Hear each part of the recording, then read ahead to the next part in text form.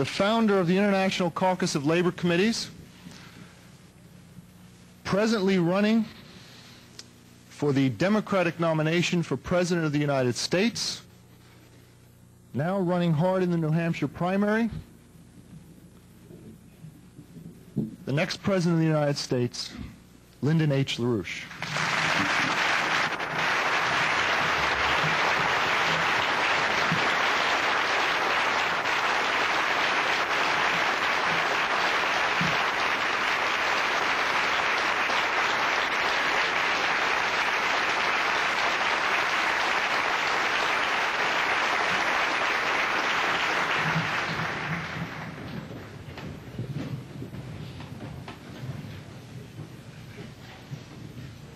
I most recently had the occasion to send a memorandum to a friend of ours who is head of state of a nice country, reporting to him on the current world strategic situation, which at the moment is not particularly wholesome. Just go through a few facts, background, most of you know them, but put the pieces of the jigsaw puzzle together to make the picture. And then what I'll do is indicate to you, as I indicated to him, the manner in which the process in which we're engaged should be viewed. And then, having said that, I shall turn to the question of the character of the International Caucus in that context. Perhaps the best lead, the best string to pull in this tattered fabric of present circumstances, in which to get at the whole, is to emphasize that the United States Secretary of State, Cyrus Vance, willfully and with knowledge of forethought caused the taking of U.S. citizens as hostage in Iran. And that forces allied to Vance, to this day, have been playing out that ugly scene with hostages, just in the same manner that we saw earlier when a significant figure in Germany, Hans-Martin Schleyer, was seized by the Baader-Meinhof gang, held captive, negotiations week after week, and then killed. We saw subsequently in Italy a former Prime Minister of Italy, Aldo Moro, seized also by the friends of Ramsey Clark, the Red Brigades, held hostage, a nation negotiating with a terrorist day after day, week after week, and then he was killed. And so similarly we see the United States being held hostage again by the friends of Ramsey Clark, the Khomeiniac regime of Iran. And day by day, the fate of our nation, our policies, our people are being brainwashed. Our whole nation, in large part, is being brainwashed by this Iranian crisis. And the friends of Ramsey Clark, and of Cyrus Vance, and of Warren Christopher, and of Arthur J. Goldberg, and of Senator Edward Kennedy, the people that own Governor Brown, they sit there holding our citizens hostage in order to hold us hostage to a policy. This was done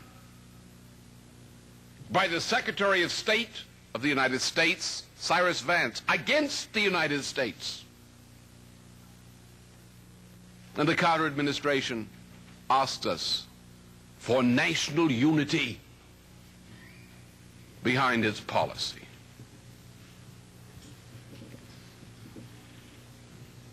Now why?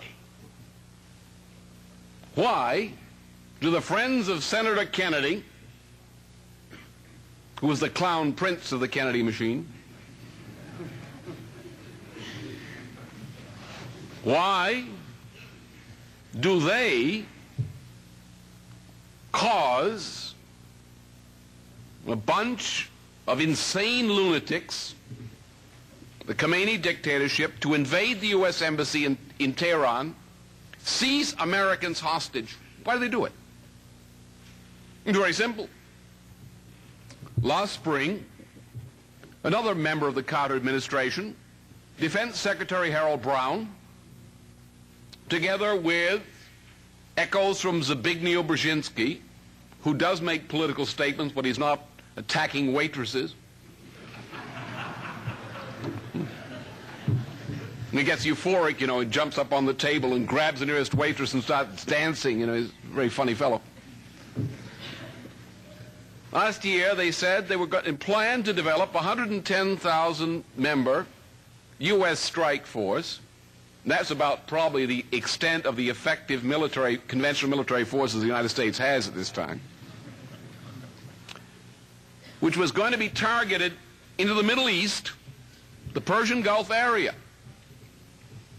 And during last spring, they proposed to European governments, the West German government, the French government, proposed that this policy be supported. And every government in Europe, except the British, said, "You're insane." And of course, the British said, typically, "How cute." The American people wouldn't go for it, particularly over European opposition. But Mr. Vance and the Carter administration were determined to put a U.S. military force in the Middle East. And people wouldn't go for it. So they said, let's have a mini Pearl Harbor. We'll psych out the American people, and then they'll scream for us to put military forces in the Middle East.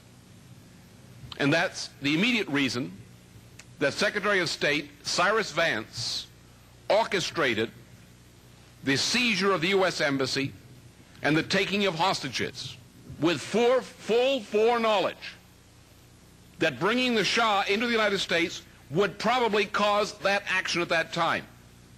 And just for insurance, Ramsey Clark advised him to do something like that. The former Attorney General of the United States, a member of the Kennedy machine, who, like Kennedy, has great affection for what he calls the Iranian Revolution. Now, why do they want to put a military force in the Middle East? Well, to shut off the world's oil supply. What else? To overthrow the government of Saudi Arabia, which the government of Saudi Arabia has complained to the United States government that the United States government, led by the Kennedy forces in the Congress and Justice Department, with fake scandal mongering, are trying to do to Saudi Arabia what they did over the past year and a half to Iran. And the Saudis said, please don't do this. You're making us angry.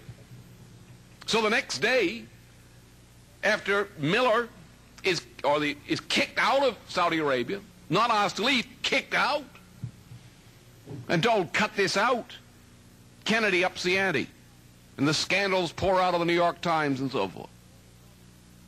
They want to destroy Saudi Arabia, to cut off the world's oil supply from Saudi Arabia, just as they are doing from Iran, to engulf the entire region on which the bulk of the world marketing supplies of petroleum now depend, to cut off the oil. Which means, of course, great joy in the United States, an oil hoax like you haven't seen before. And U.S. military forces in the Middle East are just exactly the trigger and cover to make that happen. So the day those forces go in, don't cheer, the boys are landing. Say, boy, that's the last time you saw oil for a long time to come, because that's what's at stake. Now, Vance did this because the Carter administration, or the people that own it, intend to have most of the world's oil supply cut off. They intend it. When was this policy decided?